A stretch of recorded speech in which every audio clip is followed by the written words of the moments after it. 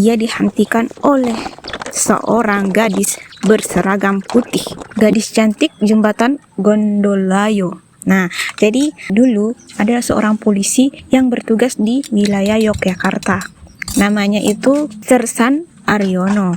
Nah, saat itu beliau masih aktif berdinas dan tinggal di Godean. Setiap hari ia harus menempuh perjalanan jauh 15 km menggunakan sepeda motor untuk ke tempat kerja. Nah, suatu malam ketika pukul 7, Pak Aryo ini mendapatkan tugas dari atasannya untuk mengantarkan surat penting kepada Kapolsek Prambanan. Nah, karena alat komunikasi dulu itu masih terbatas, pengiriman surat pun harus dilakukan secara langsung, tidak seperti sekarang kita harus gunakan WhatsApp. Jadi Pak Aryo ini tanpa menunda waktu, ia langsung berangkat ke mana?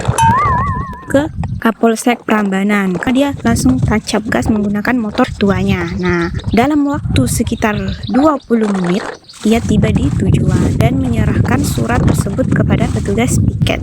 Nah, setelah menyelesaikan tugasnya, ia segera pulang dan merasa lega karena surat yang dititipkan kepadanya sudah disampaikan kepada petugas piket. Jadi akhirnya dia pulang.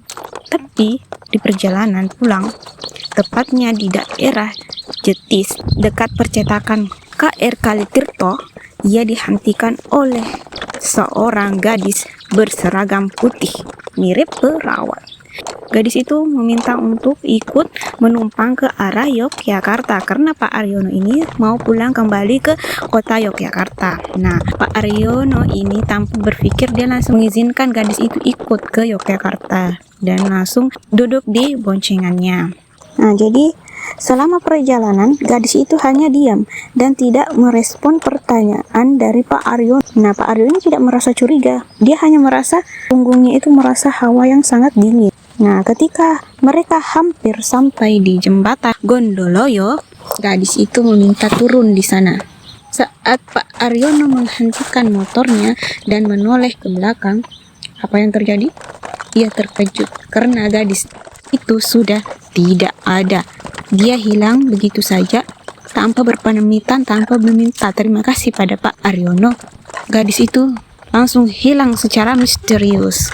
Sampai Pak Aryono ini terdiam, kebingungan, kok tiba-tiba gadis yang diboncengnya itu langsung hilang begitu saja. Nah, menurut cerita warga, jembatan Gondoloyo dikenal angker dan pernah menjadi lokasi peristiwa bunuh diri. Nah, Pak Aryono ini mulai bertanya-tanya, apakah gadis yang diboncengnya itu adalah arwah dari korban bunuh diri tersebut?